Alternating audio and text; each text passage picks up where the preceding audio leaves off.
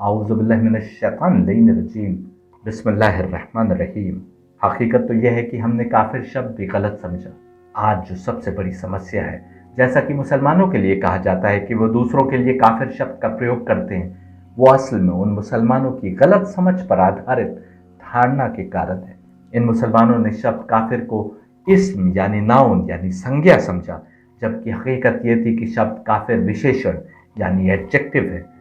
ठीक वैसे जैसे शब्द अल्लाह विशेषण यानी एडजेक्टिव है, इस्म यानी नाउन यानी संज्ञा नहीं है। जिस किसी में भी वो विशेषता पाई जाए जो काफिर में होनी चाहिए, वही काफिर है। मुसलमानों के सामने जब कुरान की आयतें पेश की जाती हैं जिनमें काफिरों को कत्ल करने की बात हो रही है, तो वे उन आयतों को समझा पाने में असक्षम रहते हैं, क्योंकि उन्होंने बहुत सी बातों को सही सही नहीं समझा। असल में कुरान में जब काफिरों को मारने की बात आई है, तो वहां भी हमको देखना होगा कि किस संदर्भ में ये आयतें आई हैं। जब हम जान ही नहीं रहे कि काफिर कौन है, तो फिर किसको मारेंगे। कुरान क्या कह रहा है हमको देखना होगा। आइए कुरान 86:15 देखें। दे, यहां पर काफिर के लिए दे का शब्द यूज हुआ है। आर बिजी मेकिंग स्कीम्स, बेशक वो यानी काफिर पुरफरेब तदबीरों में लगे हुए हैं।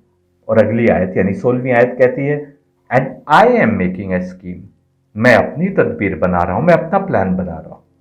इसके बाद की आयत 86:17 कहती है, let them the deniers of the truth, that is the kafirs, have their will, let them have their will for a little while. यानी बस आप काफिरों को जरा मोहलत दे दीजिए, ज्यादा नहीं, बस सुने थोड़ी सी ढील और दे दीजिए। यानी इस आयत से शब्द काफिर का जो मतलब निकल रहा है, उसके अनुसार काफिर वो है जो तदबीर कर रहा है, जो साजिशें कर रहा है, जो प्लानिंग कर रहा है। आपको फरेब देने की तदबीर, आपको नीचा दिखाने की तदबीर, आपको झूठा साबित करने की तदबीर। जो प्लानिंग कर रहा है आपके खिलाफ, काफिर हर कोई नहीं हो सकता। जो आपके विरुद्ध तदबीर कर रहा है, स्कीमें बना रहा है आपको नुकसान पहुंचाने के लिए। और तदबीर कौन करेगा? जो जान रहा है कि हक क्या है और झुटला रहा है, वो काफिर है। शब्द काफिर का जो मैं मतलब समझा हूं, और जो हर जगह जहां काफिर शब्द आया है वहां फिट हो रहा है, वो ये कि जिसने हक को पहचान लिया और हक को पहचानने के बाद उसने उसे झुटलाया अपने किसी निजी स्वार्थ के कारण, या उसने हक के नुमाइंदों के खिलाफ साजिशें की, और या उनसे लड़ने को आ गया, वो कुरान की नजर में काफिर है। यदि ये अर्थ नहीं है, तो बस ये है कि जो भी समय के अवतार के सामने जो हक का सबसे बड़ा नुमाइंदा है, युद्ध को आ जाए। जाहिर है जो ऐसा करेगा वो तमस यानी जुल्मत का मोहरा होगा और उसके लिए काम कर रहा होगा। अब ऐसे लोगों के साथ क्या किया जाएगा जो पुरफरेब तदबीरें कर रहा है, बना रहा है, और आपको नेस्त नाबूद करने के लिए, आपको मिटा देने के लिए तदबीरें यानी प्लान्स यानी साजिशें बना रहा है, यानी आपका नामो निशान मिटाने पर तुला है। क्या आप ये चाहते हैं कि अल्लाह मुसलमानों से कहे कि जो तुम्हारे खिलाफ तदबीरें कर रहा है, स्कीम्स बना रहा है, तुम सिर झुका लो और सब कुछ अल्लाह या किस्मत पर छोड़ दो? कुरान की आयत 47:4 देखिए। So when you beat those who are kafirs in war, smite at their necks without giving them the opportunity to defeat you. At length, when you have sufficiently suppressed them without continuing fighting, bind a firm bond of captivity on them. Then set them free either as a favor without demanding anything in return, or for ransom, which may consist of a reciprocal exchange of prisoners of war, so that the war may lay down its burden and come to an end. That is God's command. Had God so willed, he would certainly exact retribution from them himself, but he orders you to fight in order to try you by means of one another. As for those who are killed in God's cause, he will never render their deeds vain. जो आयतें युद्ध को लेकर कुरान में आई हैं, वो भी चीख चीख कर कह रही हैं कि कुरान अमन और सलामती का मजहब है। उपरोक्त आयत भी एकदम साफ अमन और शांति की ही बात कर रही है, हालांकि ये वो आयत है जो काफिरों की गर्दन काट देने की बात कर रही है। जरा ध्यान से देखिए, जो लोग तुम्हारे खिलाफ साजिशें कर रहे हैं, तुम्हें कमजोर करने की कोशिश कर रहे हैं, और तुम उन पर हमलावर नहीं हुए बल्कि वे लश्कर लेकर युद्ध में लड़ने आ गए, तो तुम क्या चाहते हो कि कुरान कहता कि जब उनसे युद्ध में मिलो तो मुसल्ले बिछाकर जानमाज बिछाकर नमाज पढ़ो, क्योंकि अल्लाह की इबादत से बड़ी कोई इबादत नहीं है? या तुम ये चाहते हो कि कुरान कहता कि जब वे जो तुम्हारे खिलाफ साजिशें कर रहे हैं और तुम पर हमलावर हुए हैं वो तुम्हारे सामने आए तो तुम दुआ मांगो और अल्लाह फरिश्ते भेज देगा लड़ने के लिए? या ये कहता कि वहां से भाग जाओ? क्या तब तुमको लगता कि इस्लाम अमन की बात कर रहा है? तुम उस समय भी इस्लाम पर यह कहते हुए आरोप लगाते कि इस्लाम कायरता का मजहब है, और देखो गीता में कि कैसे कृष्ण अर्जुन को धर्म युद्ध में लड़ने की शिक्षा दे रहे हैं, मर जाओ या मारे जाओ, तुम्हारे लिए कामयाबी है, ये बता रहे हैं। कृष्ण अर्जुन के लिए साफ कह रहे हैं कि यदि तुम मारे जाओ तो ये तुम्हारे लिए सीधे स्वर्ग में दाखिले की जमानत है। लेकिन कुरान यदि धर्म युद्ध में मारे जाने पर स्वर्ग में जाने की बात करता है तो तुम कहते हो कि अल्लाह लड़ाई का लोभ दे रहा है। आओ देखो गीता के कुछ अंश जिसमें कृष्ण अर्जुन को तैयार कर रहे हैं सामने मौजूद फौज को कत्ल कर देने के लिए, जिसमें न सिर्फ अर्जुन के करीबी रिश्तेदार और दोस्त थे बल्कि हजारों ब्राह्मण और कुछ बहुत ही नामवर धर्मगुरु थे। गीता 2:2 देखिए। श्री भगवान उवाचा यानी Krishna said, In the midst of this difficulty whence comes to you this dejection, typical of non-Aryans, heaven battling and disreputable, O Arjun, यानी युद्ध में ना लड़ने को आर्यंस के नेचर के खिलाफ बता रहे हैं, हेवन बैरिंग बता रहे हैं यानी तुम स्वर्ग में नहीं जा सकते, और डिसरेप्यूटेबल बता रहे हैं यानी तुम्हारी बेइज्जती होगी, तुम्हारी इज्जत खाक में मिल जाएगी। गीता 2:3 देखिए। Give not yourself to importance O Partha, it does not befit you, cast off this base faint heartedness, arise O terror of force, यानी लड़ने के लिए अर्जुन तैयार नहीं है तो उसे नपुंसकता बता रहे हैं, इंपोर्टेंस बता रहे हैं, और कह रहे हैं कि तुम्हारे शायान शान नहीं है, इसको बुजदिली बता रहे हैं। Cast off this base faint heartedness, और उठकर लड़ने को कह रहे हैं। 2:31 देखिए। Further looking to your own duty you should not waver, because there is nothing more welcome to a Kshatriya than righteous war. इसको ड्यूटी बता रहे हैं और कह रहे हैं कि तुम्हें पीछे नहीं हटना है, और क्षत्रिय के लिए धर्म युद्ध से बेहतर और कौन सा युद्ध हो सकता है। गीता 2:32 देखिए। Happy the kshatriyas who obtain such a fight that comes unsought as an open door to heaven, यानी कह रहे हैं कि क्षत्रिय के लिए इससे बेहतर अपॉर्चुनिटी क्या हो सकती है कि उस फाइट में स्वर्ग का दरवाजा उसके लिए खुला है। और 2:35 देखिए। But if you will not wage this righteous warfare then casting away your duty and honour you will incur sin, यानी अगर तुम इस धर्म युद्ध को नहीं लड़ोगे तो तुम अपनी ड्यूटी भी नहीं निभाओगे, अपनी इज्जत की भी परवाह नहीं करोगे, और तुम गुनाहगार भी होगे। और 2:34 में कह रहे हैं people will ever recount your infamy, to one highly esteemed dishonour is surely worse than death, कि तुम्हारी बेइज्जती ऐसी होगी कि जो मौत से भी खराब है। लोग तुम्हारे युद्ध से पीछे हट जाने का उपहास उड़ाएंगे। और 2:37 में कह रहे हैं slain you will obtain heaven, victorious you will enjoy the earth, therefore stand up O son of Kunti, resolve to fight, यानी तुम मार दिए गए, कत्ल हो गए तो तुम्हें स्वर्ग में जगह मिलेगी, और जीत गए तो दुनिया की सारे बेनिफिट्स तुम्हारे सामने आ जाएंगे। इसलिए खड़े हो ए कुंती के बेटे और युद्ध करो। और 2:38 में कह रहे हैं taking as equal pleasure and pain, gain and loss, victory and defeat, engage yourself in battle, thus you will incur no sin, कि युद्ध में तुम्हें प्लेजर यानी अच्छाई मिले या दर्द मिले, लाभ हो या हानि हो, जीत हो कि हार हो, लेकिन तुमको लड़ना है। यदि ऐसा नहीं करोगे तो तुम गुनाहगार होगे, और लड़ोगे तो तुम्हें कोई गुनाह नहीं मिलेगा। आप देख रहे हैं कि कैसे बार बार कृष्ण समझा रहे हैं, पर जब कुरान में यही लड़ने की आयतें आई तो मुझे मारधाड़ की बातें बताते हो। कृष्ण भी अवतार, मोहम्मद भी अवतार, दोनों एक ही सोर्स से अवतार। गीता 2:11 देखिए। Krishna said you are sorry for those with whom sorrow is unreasonable, you speak in terms of reason to, veritable philosophers, that is pundits, are not affected in regard to those whose breath has gone and those whose breath has not gone, कि जो पंडित है उन्हें इससे अंतर नहीं होता कि किसी की आत्मा उसके शरीर से चली गई या उसकी आत्मा उसके शरीर में आज भी है। गीता 2:19 कहती है he who thinks this as the killer and he who thinks this as killed, both these know not, this does not kill is not killed, यानी तुम समझते हो कि इसने मार दिया और वो मर गया तो तुम गलत हो। ना ये मारता है ना वो मरता है। गीता 2:20 कहती है, this is neither born nor does this die, nor having once come into being cease to become any more. Unborn, perpetual, eternal is this ancient one.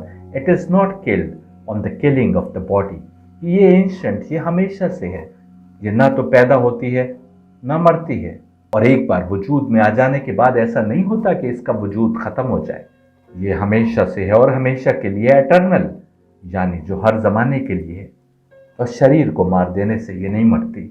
और Gita 2:21, about him who knows this as the indestructible, the everlasting, the unborn, never decreasing, one of such a person, how could the questions whose death he causes, whom he kills arise, O Partha Arjun.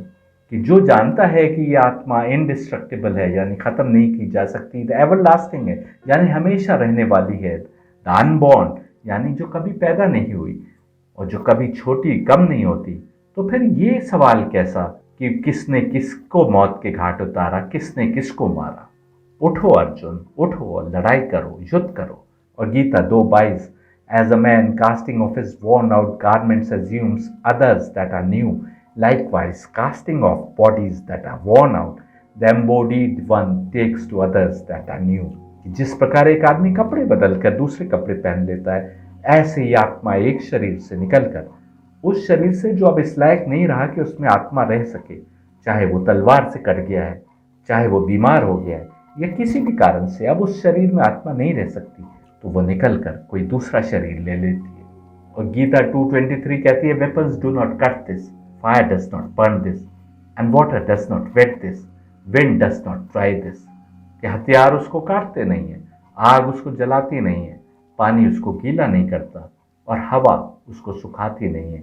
और गीता 2:24 कहती है, indeed it is uncleavable, it is non inflammable, it is unwettable and non dryable also, everlasting, all pervading, stable, immobile, it is eternal. ये तो हमेशा हमेशा के लिए रहने वाली आत्मा है, तो हर जमाने के लिए है।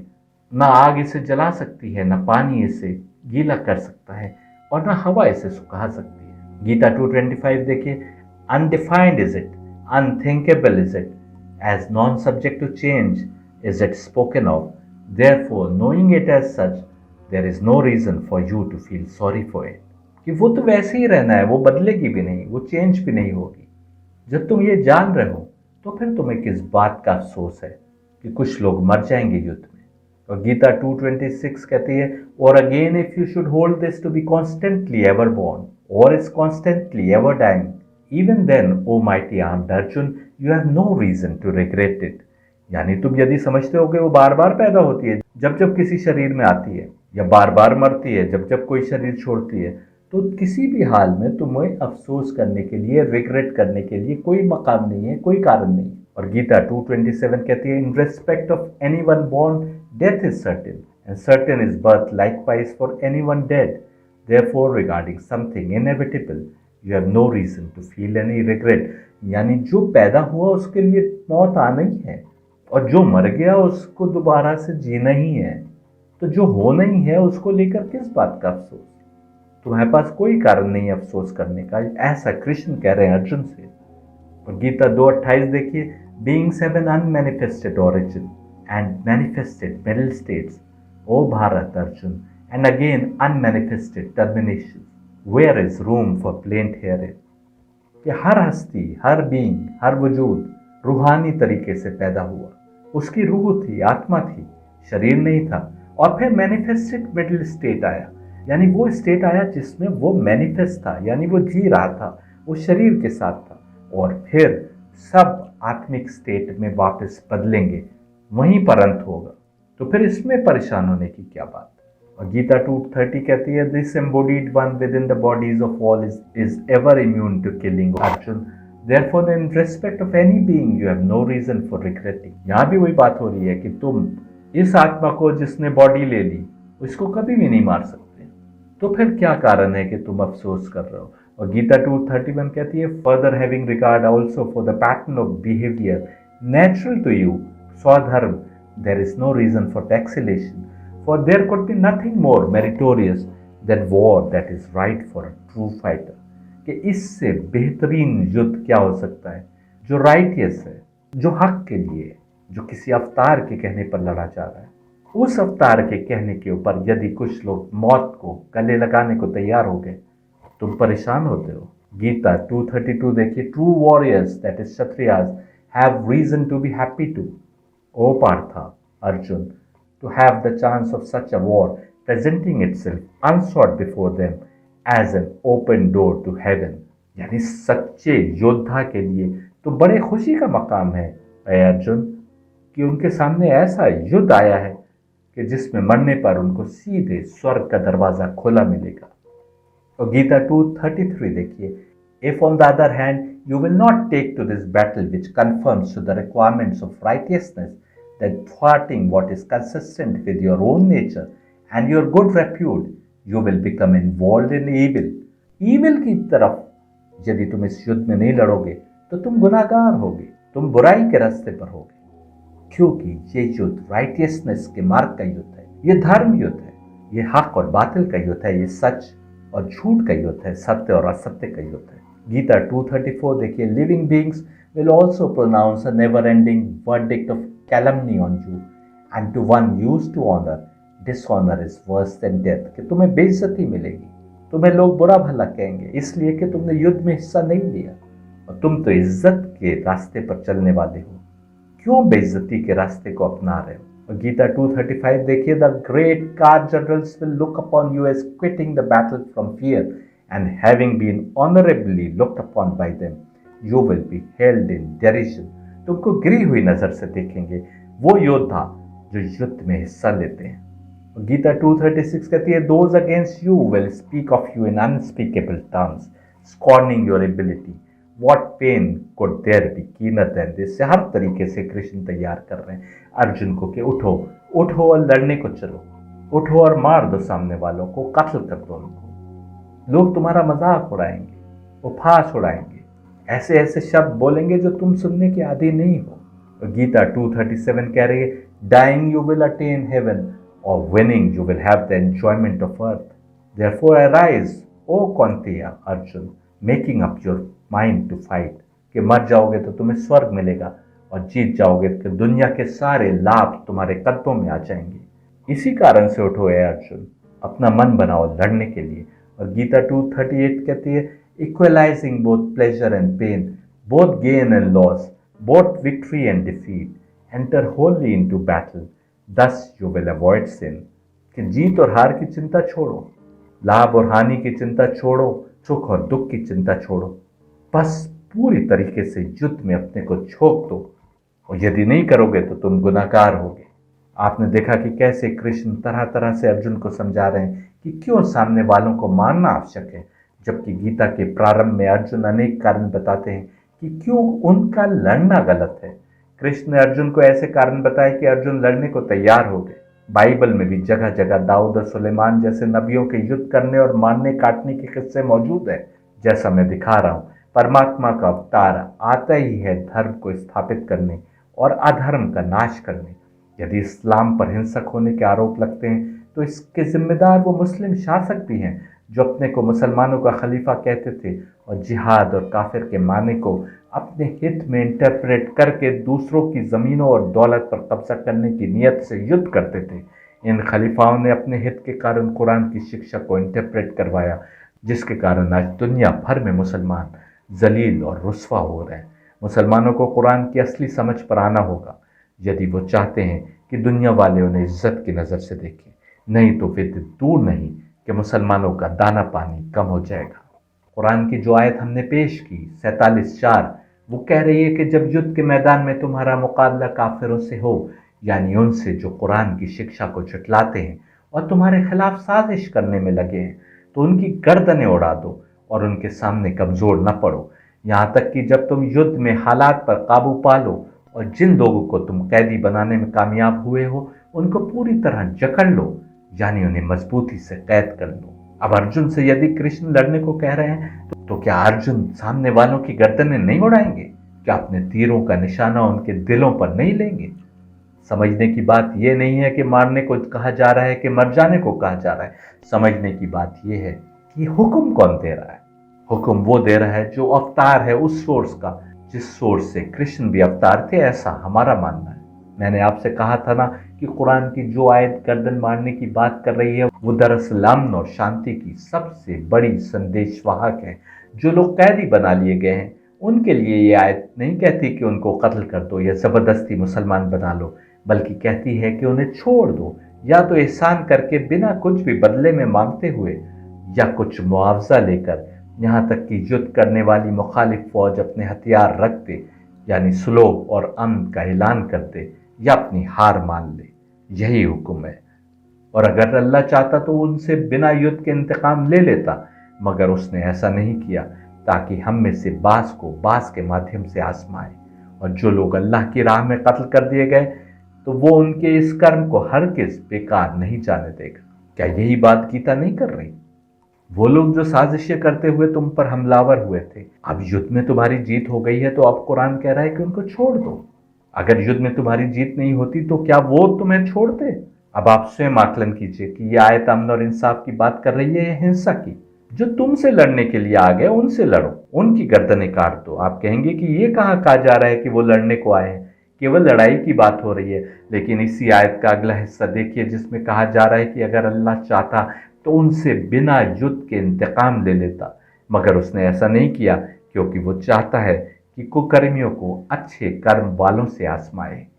कुरान की आयत में इंतकाम का शब्द आया है। इंतकाम का शब्द हमला करते समय तो प्रयोग नहीं होता। इंतकाम का शब्द मालो दौलत की लालच में दूसरे देशों पर कब्जा करने के लिए भी प्रयोग नहीं होता। इंतकाम का शब्द वहीं प्रयोग होता है जहां तुम्हारे खिलाफ किसी ने बहुत बुरा किया हो, किसी ने तुम पर जुल्म किया हो। लेकिन जब तुम पर जुल्म और जबरदस्ती हुई है और तुम युद्ध के मैदान में उन लोगों के आमने सामने आ जाओ जिन्होंने तुम पर जुल्म और जबरदस्ती की है, तो अब कमजोर पड़ जाने की शिक्षा नहीं दी जा रही, बल्कि ऐसा भीषण युद्ध लड़ने की नसीहत हो रही है कि तुम उनकी गर्दनों पर वार करो, अपनी मौत की परवाह किए बिना। लेकिन यहाँ भी प्रतिशोध में, इंतकाम में हद से पार जाने की बात नहीं हो रही, बल्कि कहा जा रहा है कि जब तुम युद्ध में जीत प्राप्त कर लो और उनमें से कुछ को कैदी बना लो तो उन्हें छोड़ दो। क्या गीता भी यही बात नहीं कर रही थी जब कह रही थी कि तुम मर जाओ या मारे जाओ, इस युद्ध में तुम्हारे लिए बेहतरी है, क्योंकि मरने पर यह सीधा तुमको स्वर्ग में दाखला देगा, और यदि तुमको जीत मिली तो ये तुम्हें गौरव प्रदान करेगा। कृष्ण भी परमात्मा के अवतार थे। वे यदि चाहते तो उन्हें अर्जुन की आवश्यकता ही नहीं थी। सुदर्शन चक्र चलाते और वो कौरवों की सेना के तमाम कमांडरों की गर्दन काटते हुए वापस आ जाता। लेकिन कृष्ण अर्जुन को इस प्रकार का युद्ध लड़ने के लाभ बता रहे हैं और लड़ने को तैयार कर रहे हैं। और वहां भी ऐसी ही दलीलें दी जा रही हैं जैसे कुरान ने दी कि यदि तुम लड़ोगे तो ये तुम्हारे लिए बेहतर होगा, अन्यथा परमात्मा चाहता तो उन्हें कभी का मार देता। ऐसा इसलिए कि परमात्मा चाहता है कि कुकर्मियों को अच्छे कर्म करने वालों से आजमाए। एक ही बात हो रही है गीता और कुरान में, केवल भाषा का अंतर है। काफिर के लिए जिससे लड़ने के लिए कहा जा रहा है इंतकाम में, यानी वो पहले ही साजिश के द्वारा तुम्हें बहुत नुकसान पहुंचा चुका, उससे जब तुम लड़ो हार जाओ तो तुम क्या करोगे? काफिर की जो समझ में आएगा वो करेगा।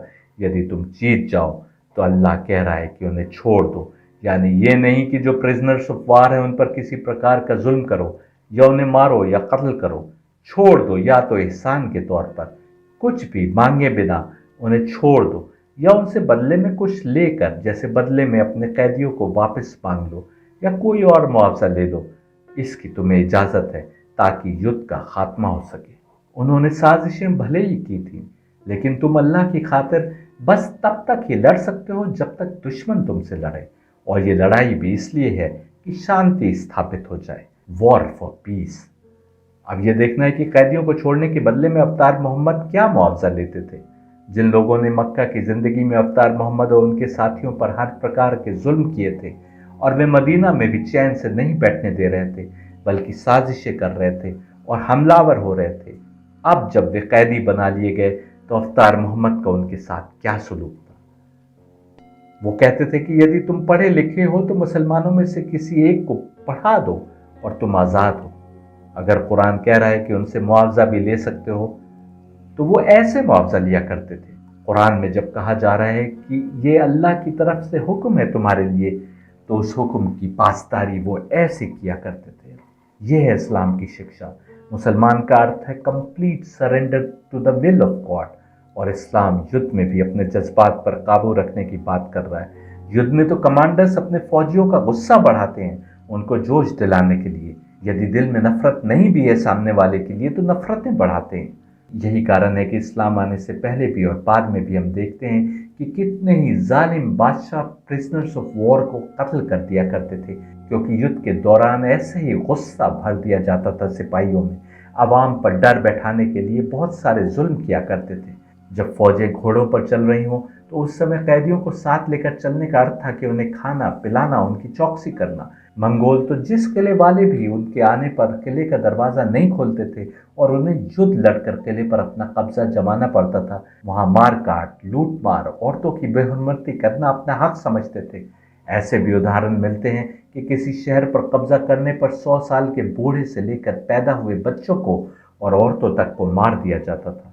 मंगोल हुक्मरान तैमूर के लिए मिलता है कि जब उसने इस्फहान का घेराव किया और अंत में उस पर कब्जा करने में कामयाब हुआ तो हुक्म दे दिया कि किसी को भी जिंदा न छोड़ा जाए।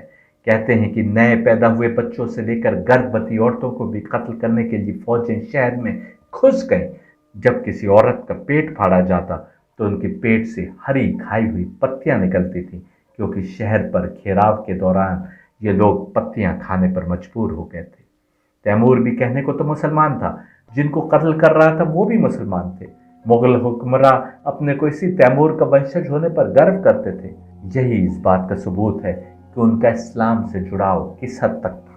हिंदू स्कॉलर जो गलती करते हैं वो ये कि जब वो तैमूर को भारत पर हमला करते देखते हैं तो उसे इस्लामिक हमला नाम दे देते हैं और भूल जाते हैं कि इसी तैमूर ने जब इस्फहान पर कब्जा किया तो वहां के मुसलमानों को भी वैसे ही काटा गया जैसे दूसरों को, और रास्ते में मस्जिद आ गई तो उसकी दीवारें भी गिरा दी गईं।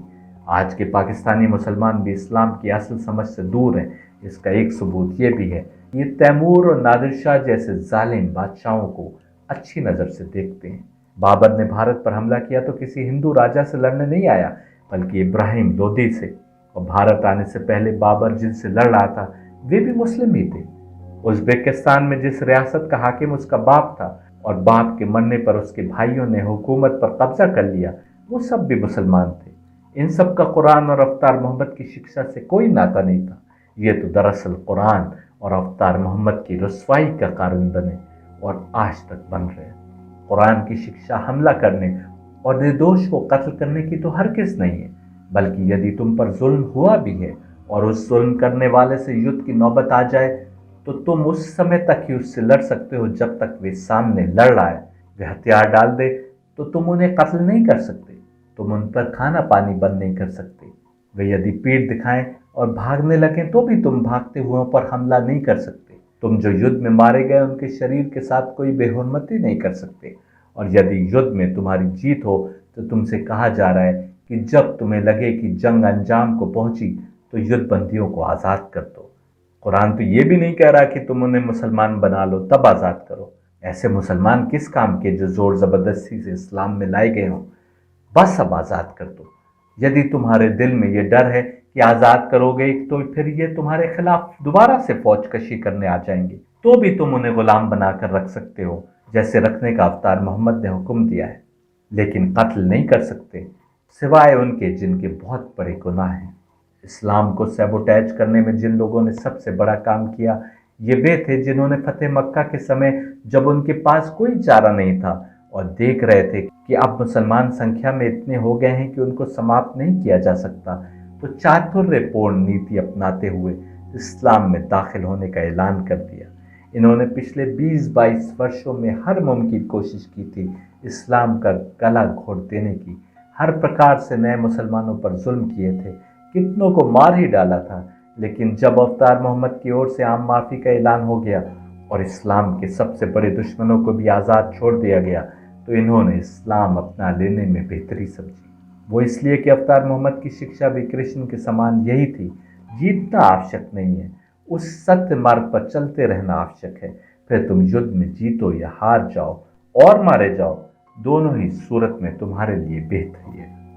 जिन लोगों ने अपनी रजसिक या तमसिक सोच के कारण, भले ही मुसलमानों में से हो या गैर मुस्लिमों में से, कुरान और अवतार मोहम्मद की शिक्षा को सही नहीं समझा, उन्होंने जिहाद, मुशरिक और काफिर आदि टर्म्स के अपनी समझ से मानी पहना लिए, जबकि कफर शब्द जिससे शब्द काफिर बना है उसका अर्थ होता है जिसने कोई चीज छिपा ली या जो झुठला दे। छिपाएगा कब? जब वो चीज किसी समय खुल्लम खुल्ला तुम्हारे हाथ में हो। और झुठलाएगा कब? जब सच जान रहा हो तभी तो झुठलाएगा। आप देखेंगे कि कफर या काफिर का शब्द जहां भी आया है वो इसी माने में आया है कि जो किसी चीज को छिपा दे या झुठला दे, डिनाई कर दे। कुरान 14:32 से 34 कहता है, Allah is the one who created the heavens and the earth and sent down from the sky water, then brought forth from it the fruits as a provision for you, and subjected for you the ships, so that they may sail in the sea by his command, and subjected for you the rivers, and he subjected for you the sun and the moon, both constantly pursuing their courses, and subjected for you the night and the day, and he has granted you all that you asked him for. If you try to count Allah's blessing, you would be able to number them. Indeed, humankind is truly unfair, totally ungrateful. हर वो कुछ जो उसने दिया है तुमको, उसकी बात हो रही है। ये हमारे आसपास की चीजें हैं जो तुम रोज देखते हो, जैसे उसने सूरज दिया, चांद दिया, रात और दिन दिए। यदि इनको कोई झुठलाए तो उसके लिए शब्द कुफ्फार, जो काफिर का बहुसंख्यक है, प्रयोग हुआ है, जिसका अंग्रेजी में अनुवाद अनग्रेटफुल किया गया है, जबकि अरबी आयत में शब्द कुफ्फार आया है।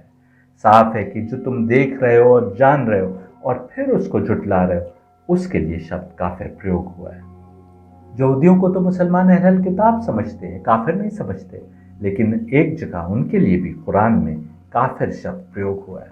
कुरान 17:2 से 8, and we gave Moses the scripture and made it a guide for the children of Israel, take none for protector other than me, the descendants of those we carried with Noah, he was an appreciative servant, and we conveyed to the children of Israel in the scripture, you will commit evil on earth twice, and you will rise to a great height.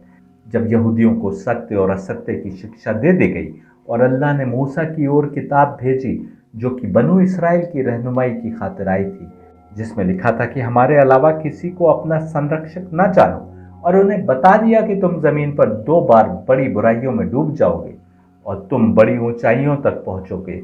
उसके बाद 8वीं आयत कह रही है, perhaps your lord will have mercy on you, but if you revert we will revert, we have made hell a prison for the disbelievers. यहां पर काफिर का शब्द आया है।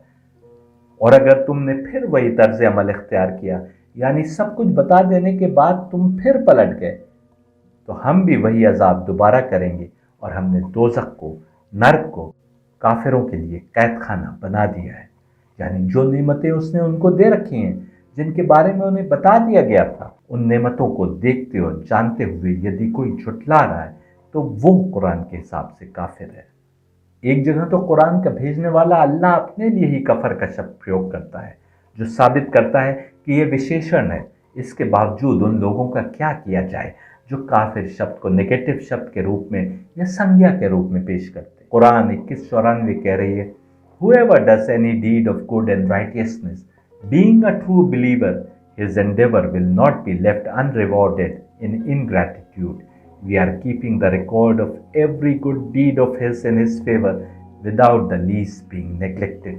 कुरान का भेजने वाला अपने साथ जोड़कर कुफ्र का शब्द प्रयोग कर रहा है। कहा जा रहा है कि बस जो कोई नेक कर्म करे और वो मोमिन भी हो तो उसकी कोशिशों का कुफरान नहीं किया जाएगा, यानी उसकी कोशिशों को भुलाया या झुठलाया नहीं जाएगा, और बेशक हम उसके सब कर्म को लिख रहे हैं। यह है काफिर शब्द का असली मीनिंग। यानी साफ है कि कफ्र का शब्द इस माने में ही प्रयोग हुआ है कि जो कर्म तुम कर रहे हो उसकी जानकारी उसे है और वो छिपाई नहीं जाएगी। आपने देखा, काफिर शब्द संज्ञा नहीं है जो किसी धन विशेष के मानने वालों पर लगा दिया जाए, बल्कि विशेषण है। एक जगह गुनाहों को माफ करने के लिए कफर का शब्द आया है, वो तुम्हारे गुनाहों को छिपा देगा। यानी वो जान रहा है कि तुमने गुनाह किए, लेकिन फिर भी छिपा देगा, माफ कर देगा। इसके लिए कफर का शब्द आया है। कफर रूट वर्ड है और काफिर विशेषण यानी एडजेक्टिव है। कुरान 29:7 देखिए, and those who believe and do righteous deeds we will remove from them their evil deeds and we will surely reward them the best of what they used to do. और जो लोग ईमान लाए और नेक कर्म करते रहे, हम उनके गुनाहों को यहाँ पर कफर का शब्द आया है। जिन गुनाहों को हम जान रहे हैं उनको छिपा लेंगे, यानी गुनाहों को माफ कर देंगे और उनको उनके कर्मों का बहुत अच्छा बदला देंगे। कुरान 4 150 और 151 देखिए। इंडीड दोज हु डिसबिलीव, यकफुरून का शब्द आया है, in Allah and his messengers, they wish that they differentiate between Allah and his messengers and they say we believe in some and we disbelieve in others, कफुरो। यहाँ पर कफुरो का शब्द आया है, and they wish that they take between that away. बिलाशुबा जो लोग अल्लाह और उसके रसूलों के साथ कफर करते हैं यानी झुठलाते हैं और चाहते हैं कि अल्लाह और उसके रसूलों के दरमियान फ़र्क करें और कहते हैं कि हम उनमें से कुछ को मानते हैं और कुछ को नहीं मानते और चाहते हैं कि हम इस ईमान और कुफ्र के दरमियान कोई राह निकाल लें, यानी ये जानते हुए कि सच क्या है वे खुलकर मानना नहीं चाहते और कोई बीच की राह निकालना चाहते हैं। फिर अर्थ वही सामने आया कि जो कोई सच को जानते हुए छिपा ले, जो अल्लाह या उसके अवतारों को पहचानते हुए झुठला दे, यानी जान रहा हो कि वो अल्लाह की ओर से हैं लेकिन झुठला दे। लोग कफर का शब्द किसान के लिए भी प्रयोग करते हैं जो बीज को जमीन में छिपा देता है। बीज का छिपाना कफर है। अब हम अनबिलीवर या डिसबिलीवर अर्थ नहीं ले सकते। जो नहीं मानता यह अर्थ कफर का नहीं हो सकता, लेकिन हमने यही अर्थ समझ रखा है कि जो नहीं मानता वो काफिर है। बहुत से लोग नहीं मानते। अवतार मोहम्मद को ईसाई भी नहीं मानते। मुसलमानों के अतिरिक्त कोई भी अहल किताब वाला भी नहीं मानता, लेकिन उसके लिए कफर का शब्द प्रयोग नहीं हुआ, बल्कि कहा जा रहा है कि अहल किताब में से कुछ लोग काफिर हो जाते हैं, यानी सब अहल किताब काफिर नहीं है। हालांकि वो प्रॉफिट मोहम्मद को प्रॉफिट नहीं मान रहे, उनको नबी नहीं मान रहे, रसूल नहीं मान रहे, अवतार नहीं मान रहे। हम आइडल वर्शिपर्स यानी बुत परस्तों को भी काफिर का शब्द नहीं दे सकते, क्योंकि जो लोग मरियम का या ईसा का बुत बनाए हैं वो भी एक तरीके से बुत परस्ती ही तो हुई, लेकिन हो सकता है कि वे खुदा को पहचान रहे हो। यदि वे उन बुतों को खुदा के रूप में नहीं पूज रहे तो वे मुशरिक भी नहीं हुए और काफिर तो यकीनी नहीं हुए। पर कुछ जाहिल मुसलमान इन सब को काफिर कहते हैं। बहुत से आर्य समाजी हैं जो बुत परस्ती नहीं करते और एक खुदा की कॉन्सेप्ट को मानने की बात करते हैं। इसका मतलब कि सारे हिंदुओं को हम एक साथ काफिर नहीं कह सकते। कुरान की आयत 4 150 और 4 151 से भी यही मतलब निकलते हैं कि काफिर वो है जो कुछ तथ्यों को जान रहा है और छिपा रहा है। तो क्या इस्लाम के कानून का इनकार कर देना कफर है? नहीं, ये भी नहीं हो सकता, क्योंकि कुरान खुद कह रहा है कि लकुम दीनुकुम वलिया दीन, तुम्हारे लिए तुम्हारा दीन, मेरे लिए मेरा दीन। जो तुम्हारे दीन पर नहीं आ रहा वो काफिर नहीं हो सकता। यदि तुम्हारे दीन का मैसेज उस तक नहीं पहुंचा और वो हकीकत को पहचाने ही नहीं तो वो काफिर कैसे हुआ? तुम अपनी मर्जी के मालिक हो कि जो दीन चाहो अपनाओ, मैं अपनी मर्जी का मालिक हूँ। हाँ, तुमसे ये उम्मीद अवश्य की जाती है कि तुम हक और हकीकत को पहचानने की कोशिश जरूर करोगे और अपनी जिंदगी को यूं ही व्यर्थ नहीं गंवा दोगे। जो हक तुमने अपनी अक्ल लगाकर समझा, यदि उसको झुठलाओगे तब काफिर कहलाओगे। इसी प्रकार सूरह बकरा में 33वीं आयत के आगे पढ़ते हैं, वहां भी हम पाएंगे कि कफर शब्द आ रहा है। कुरान 2 30 से 35 देखिए। Recollect, O our Prophet Muhammad, why said thy Lord unto the angels, Verily I intend to appoint a viceger in the earth. They said, Will thou, O our Lord, appoint therein one who will cause mischief and shed blood, while we celebrate by thy praise and hallow thee alone? Verily I know what ye know not. And he taught Adam the names, all of them, and then set them upon the angels and said, Declare ye unto me the names of these, if ye be truthful. They said, Glory be to thee, O Lord, we have no knowledge save what thou hast taught us. Verily thou alone art the all-knowing, all-wise. Said he, O Adam, inform thou unto them their names. And when he had informed them their names, said the Lord, Said I not unto you, that verily I know the secrets of the heavens and the earth, and know that which ye declare, and that which ye conceal. और वो समय याद करें जब आपके रब ने फरिश्तों से फरमाया कि मैं ज़मीन में अपना नाइब बनाने वाला हूँ। उन्होंने अर्ज़ किया, क्या तू ज़मीन में किसी ऐसे व्यक्ति को नाइब बनाएगा जो उसमें खराबियाँ करे और खुरेजी करता फिरे? हालांकि हम तेरी प्रशंसा के साथ तेरी माला जपते हैं और हर समय तेरी पाकी बयान करते हैं। अल्लाह ने फरमाया, मैं वो कुछ जानता हूँ जो तुम नहीं जानते। और अल्लाह ने आदम को तमाम नाम सिखा दिए। फिर उन्हें फरिश्तों के सामने पेश किया और फरमाया, अगर तुम सच्चे हो तो मुझे इनके नाम बताओ। फरिश्तों ने कहा, तू पाक है, जितना ज्ञान तूने हमें बख्शा है उसके सिवा हमें कुछ मालूम नहीं। बेशक तू बड़ा ज्ञानी और हिकमत वाला है। अल्लाह ने आदम को हुक्म दिया कि आदम, तुम इनको इनके नाम बताओ। जब उन्होंने उनको उनके नाम बताए तो फरिश्तों से फरमाया, क्यों, तब मैंने तुमसे नहीं कहा था कि मैं आसमानों और ज़मीनों की सब छिपी हुई बातें जानता हूँ, और जो तुम जाहिर करते हो और छिपाते हो सब मुझको मालूम है। और जब हमने फरिश्तों को हुक्म दिया कि आदम के आगे सिजदा करो तो वो सिजदे में गिर पड़े, मगर शैतान ने इनकार किया और गुरूर में आकर काफिर बन गया। यानी शैतान उस समय तक काफिर नहीं था। उस समय तक तो फरिश्ते उसको बड़ा इबादत गुजार समझते थे। अल्लाह ने दिखा दिया कि आदम ने वो नाम बता दिए जो फरिश्ते नहीं बता पाए। ये शैतान ने भी देखा, लेकिन फिर गुरूर के कारण, ईगो के कारण उसने सिजदा करने से इनकार कर दिया। हक को देख रहा था और मानने से इनकार कर दिया और इस प्रकार काफिर हो गया। कुरान 2:75 देखिए, do you believers still expect them to be true to you, though a group of them would hear the word of Allah then knowingly corrupted after understanding it. Hindi अनुवाद देखिए, क्या तुम उम्मीद रखते हो कि ये लोग तुम्हारे दीन के कायल हो जाएंगे, हालांकि उनमें से कुछ लोग कलाम खुदा यानी तौरेत को सुनते हैं, फिर भी उसको समझने के बाद उसको जानबूझकर बदल रहे हैं। इस आयत में काफिर का शब्द तो नहीं आया, लेकिन साफ कहा जा रहा है कि कुछ लोग जान रहे हैं कि उनकी किताब क्या बात कर रही है, लेकिन जानते बूझते उसका अनुवाद या समझ बदल रहे हैं। ऐसे ही लोग काफिर की डेफिनेशन में आते हैं। एक स्थान पर तो मुसलमानों के लिए कहा जा रहा है कि उनमें से कुछ काफिरों ने मोहम्मद द्वारा बताए जा रहे पथ को सैबोटेज करने, हाईजैक करने की उम्मीदें खो दी।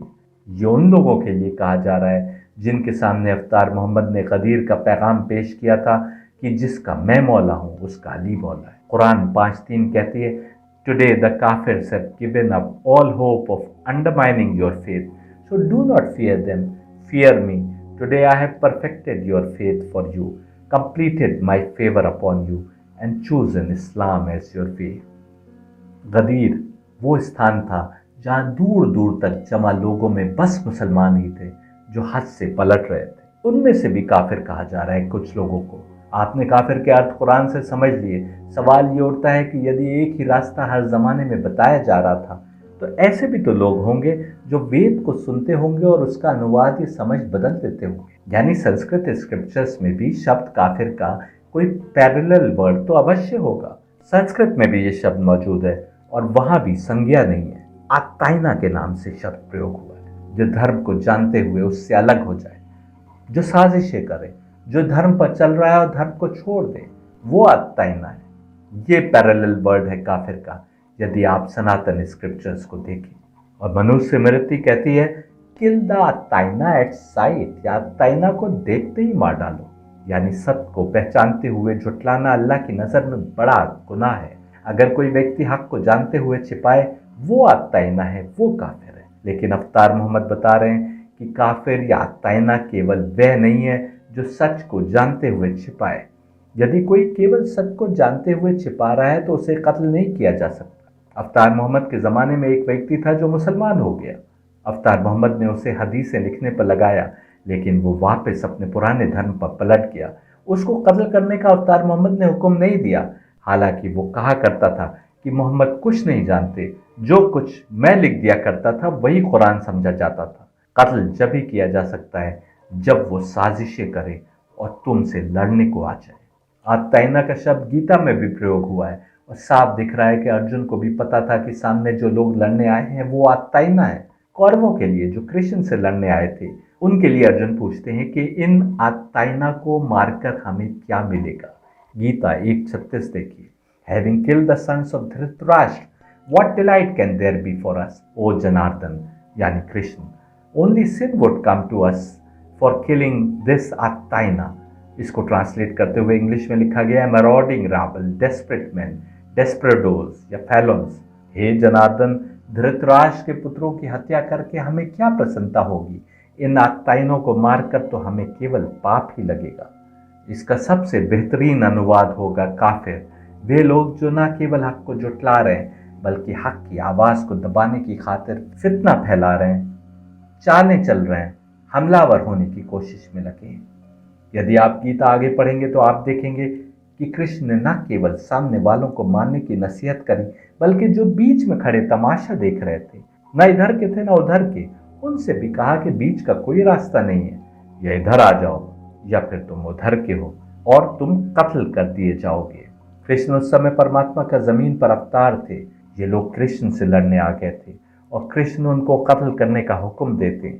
यदि मैं जो काफिर की परिभाषा बता रहा हूं वो नहीं है, तो जैसा मैंने कहा, काफिर की परिभाषा ये होगी कि जो अपने समय के अवतार के खिलाफ साजिशें करे या उससे लड़ने आ जाए। गीता भी कह रही है कि सामने वाले पहले से मरे हुए हैं और अब समय है कि उनके शरीर से आत्मा को जुदा कर दिया जाए, यानी उन्हें कत्ल कर दिया जाए।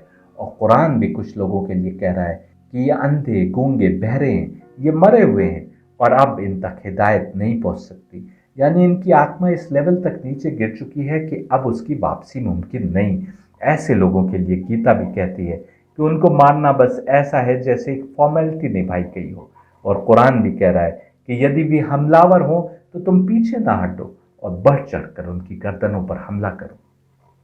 गौर करने की बात यह है कि क्या वह व्यक्ति काफिर यानी आत्ताइना है जिसकी आत्मा इस लेवल तक गिर जाए, यानी जो जुल्मत के वश में पहुंच जाए कि अब वापसी मुमकिन ना हो और वो तुम्हारे खिलाफ साजिशें करते हुए तुमसे लड़ने को आ जाए। पर ये कौन बताएगा कि अमुक व्यक्ति की आत्मा इस लेवल पर है कि नहीं?